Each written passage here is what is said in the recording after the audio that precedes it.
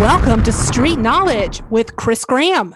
What UVA basketball fans need to know about Louisville. Chris Graham here, Augusta Free Press. So, whatever you thought you knew about Louisville, that's the next opponent for UVA. I'm recording this on Friday, so tomorrow at 4 o'clock on ACC Network. You know nothing. I don't know anything. I know that the Louisville squad that beat North Carolina by double digits is all new guys. That's the first thing I know. Nine guys played in the game, 83-70 win for Louisville. Uh, Eight are transfers, one's a true freshman. All new guys. Welcome to college basketball 2025. So let's start with the forecast for this game. I use five different metrics when I review and preview games.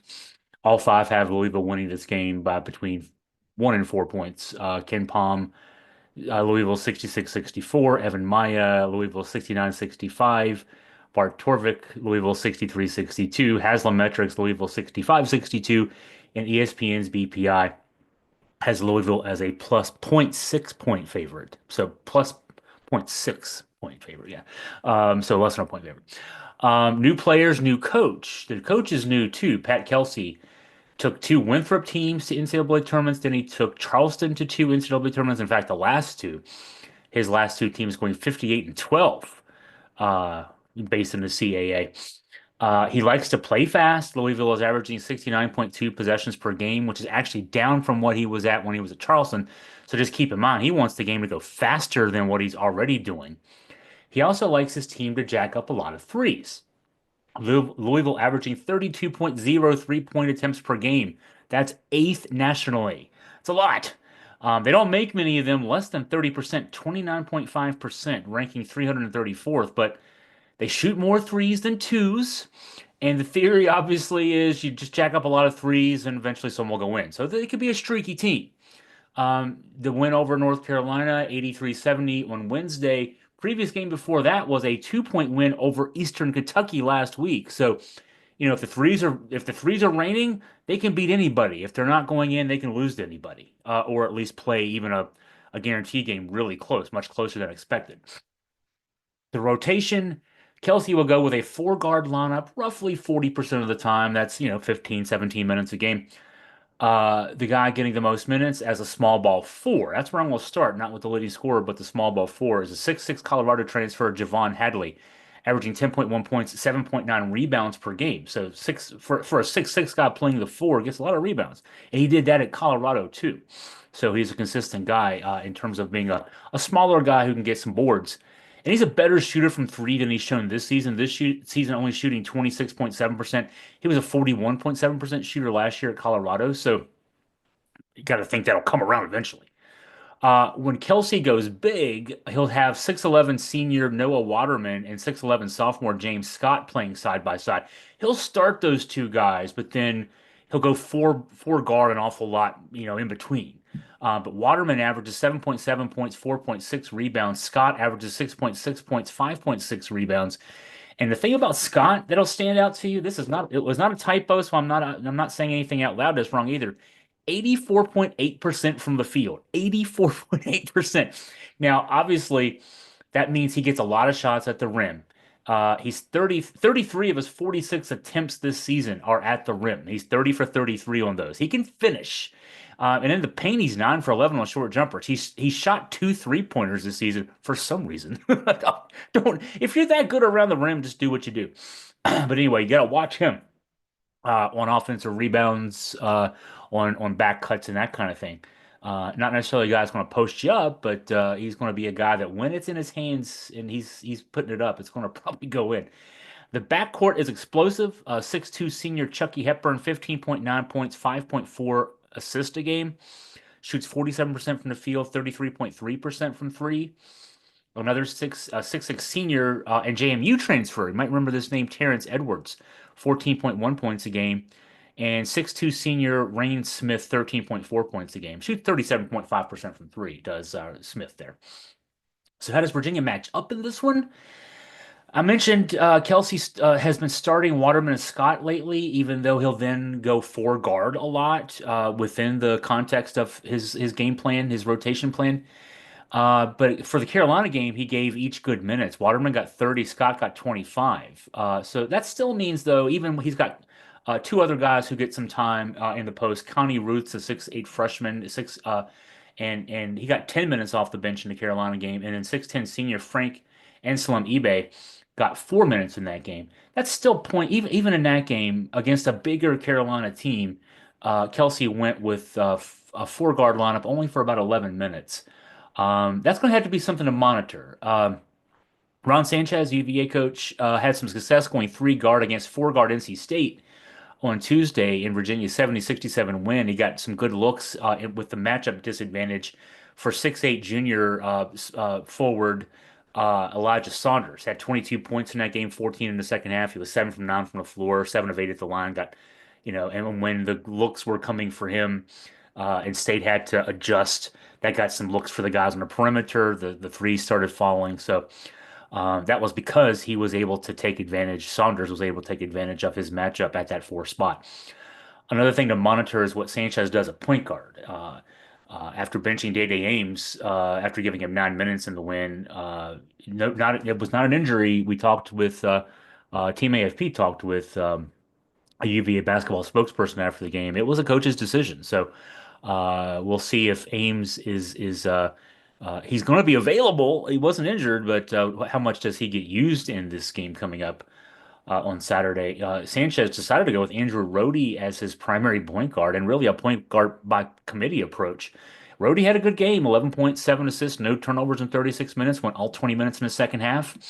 So it'll be curious to see what ends up happening as far as that goes.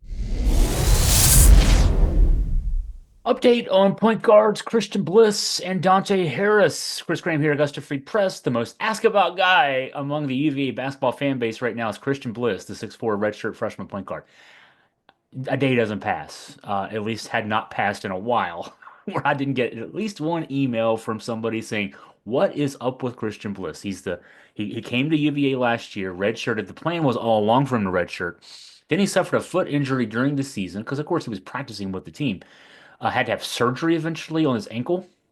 Was ready to go at the beginning of the season. You know, heading into the October part of the practice schedule. Hurt his foot. Hurt a foot. I'm not sure which foot it was, but he hurt a foot. And then he's been day to day ever since. And folks have noticed that Bliss is no longer in a walking boot. He's out there. Looks healthy, etc. And so I've been getting questions. Boy, is he redshirting? Are they red? Of course, he can't. He's already redshirted once, but medical redshirt possibly. No, it's not an injury, et cetera, et cetera. And then on top of that, you get what happened on Tuesday night in the NC State game. Starting point guard Day Ames plays 9 minutes in the first half, checks out at the 10:03 mark, does not play anymore. Not an injury, we found out later. Team AFB talked with a UVA basketball spokesperson after the game. It was a coach's decision on an injury, but whatever Ames' status is going forward, UVA's thin at the point. The only other point guard on the roster is Andrew Rohde, who's more of a combo guard than a point guard. Now, he had 11 points, 7 assists, no turnovers in 36 minutes in the NC State game, but obviously it'd be great to have some help if there's help available. Sanchez has been giving freshman perimeter player Ishan Sharma, a 6'4" guy who came to UVA as a shooter. He's a three-point shooter, 44% in high school last year, 44% in preps last year. He's been getting minutes at the one spot. Got some on Tuesday night. Had a couple threes. Not necessarily a guy who's going to create by dribble penetrating, but he can, move the ball around help swing it around. And but otherwise, after that, it was a committee approach, right? It was whoever was on the floor, Rhodey, McNeely, Sharma, Tane Murray, etc. Getting the ball and doing what they can do as more being perimeter guys than than point guards, right? So this is where the questions about Christian Bliss come into fray. I mean, I've been kind of just in notebooks and kind of things like that saying, yeah, Christian Bliss is still there today. This is a bigger issue now. If whatever's the situation with Day Ames, Christian Bliss now is somebody we're definitely focused on. Uh, so the question is he transferring? Is he redshirting? What the heck's going on? The word from the UVA athletics spokesperson that we talked with to get the word about Ames On Wednesday, Bliss is still day to day. So there you go. There's no controversy. There's no decision to sit him down or anything else. It's just, I am going to speculate here because you can't ask about health status of student athletes, players in college because of HIPAA laws, obviously. So this is me speculating, but um, my best guess is the holdup is a combination of caution. The kid, he gave up his senior year of high school to come to UVA early, red shirt. Then he hurts his foot, hurts his ankle, hurts his foot. So it's an abundance of caution, and then they just want to protect him, probably from himself as much as anything else. And also, there's got to be a conditioning issue. You coming off of a foot injury, you know you can do everything you can do in terms of riding an exercise bike, all that kind of thing. But the pressure on your legs, the pressure on your knees, etc., is going to be different in a game situation. So I'm sure there's just a lot of care there as far as that goes. All right, the other question then that I get or have been getting regards Dante Harris. Harris was a guy who transferred in mid-season 2022-2023, redshirted the second semester, practiced with the team, that 2022-2023 team. Played last year, injury-plagued season, unfortunately for him, got hurt right before the Thanksgiving break, missed 10 games, just was never 100%, not even close to 100% physically.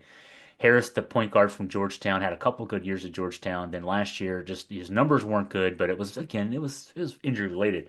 Then when we get to the postseason, after the season last year, Harris put his name in the transfer portal.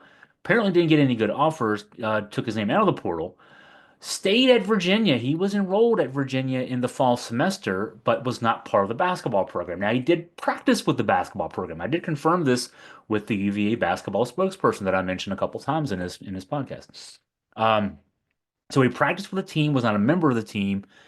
So I've been getting the question because I'd reported that back in September. Okay, he's enrolled in school. He's been practicing with the team. He's a point guard. We need point guards. Why is he not with the team? Well, the word is he transferred at the end of the semester, and he's at Memphis now, of all places. He's on the active roster, in fact, just hasn't played. When I last looked, at least this was on Wednesday when I looked. He has not played in a game for Memphis yet this year, but he's in Memphis, so not an option for Virginia this year, unfortunately.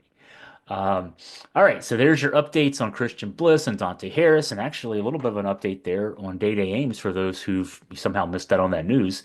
Not injured, just a coach's decision not to play in the second half on Tuesday in that win over NC State.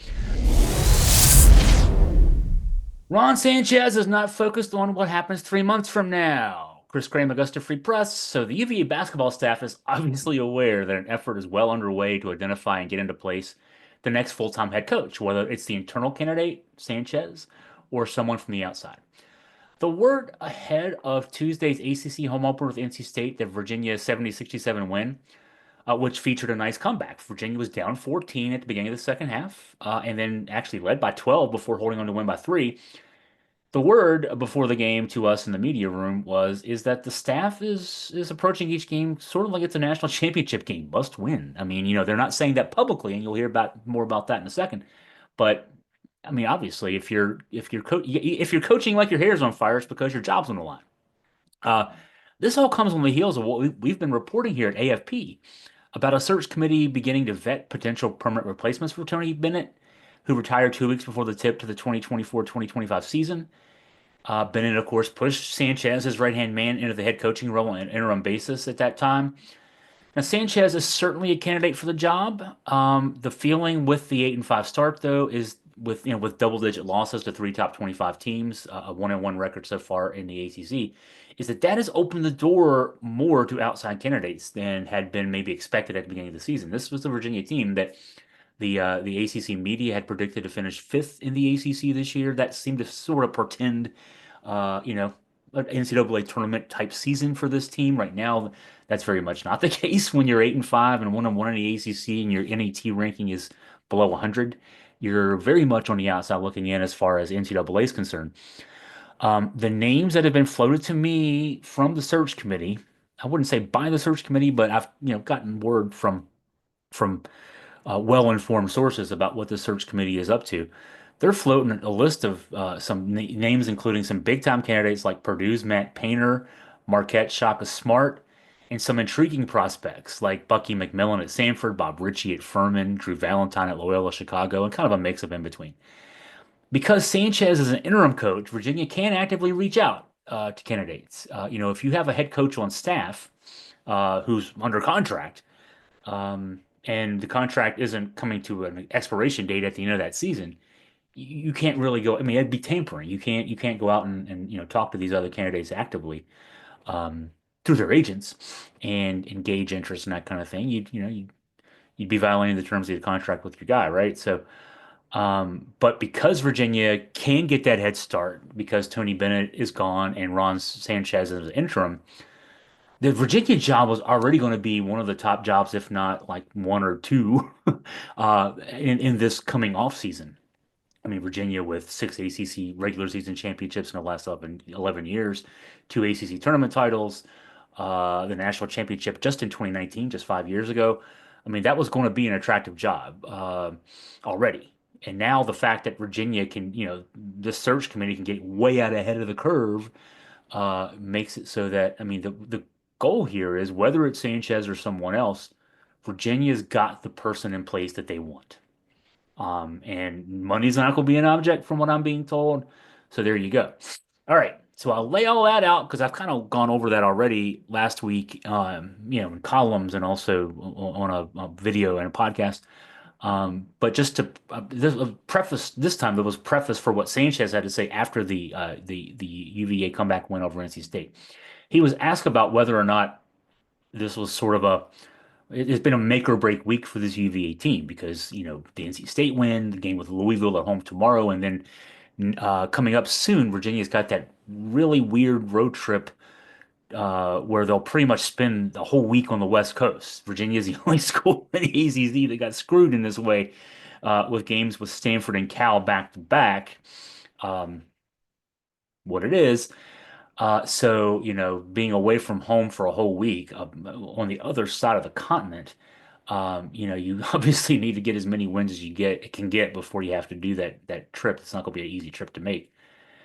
Sanchez answered, and this is the quote: "There is no make or break. Every game is important. No matter what the record is, every game is important. Doesn't matter who the opponent is, every game is important. The only thing we can control is our preparation and our focus. If we start looking at what's coming ahead, you're going to lose your way." All right, so in the context of, yeah, the coaching staff knows that their jobs are on the line.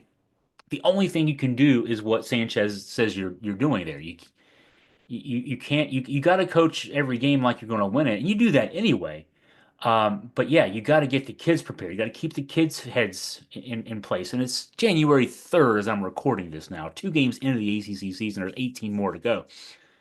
The question will be how things are going if this season plays out, unlike the last several UVA seasons where this team is around 500 going into mid to late February. Then do the players also start thinking, hey, our situation, our future's on the line, and we need to start thinking about transfer portal where we're going to be next year if this coaching staff's gone. I mean, yeah, lots of questions could come up in a few weeks, but right now you're 1-1 in the ACC, you're 8-5 overall. Go out and win a bunch of games. Everything's moot as far as what I've been saying, right? So, now, let's see some more quotes there. Today was about today. He said this, Tuesday night. Today was about NC State. It wasn't about anybody else. We didn't talk about what's going to happen 3 months from now. I think that would be foolish. Now, the reference to 3 months from now is your signal that despite what Sanchez is trying to sell about we're taking this one day at a time, 100%, all the stuff that you hear coach speak, he knows what's at stake because 3 months from now is basically April 1st. And whoever it is, Sanchez or someone from the outside, there's going to be somebody in place at UVA on April 1st, unless completely unexpected, Virginia's still playing basketball on April 1st. I mean, it could be in the NIT, I guess. I'm not sure. I haven't seen the schedule for the NIT, but if you're still playing in the NCAA tournament on April 1st, you're getting ready for the Final Four, probably, right? So, unlikely event there. Virginia's going to have somebody in place by April 1st. For reference on that, Tony Bennett was formally introduced as the new coach of Virginia in 2009 on March 31st. So yeah, April 1st is sort of your demarcation line.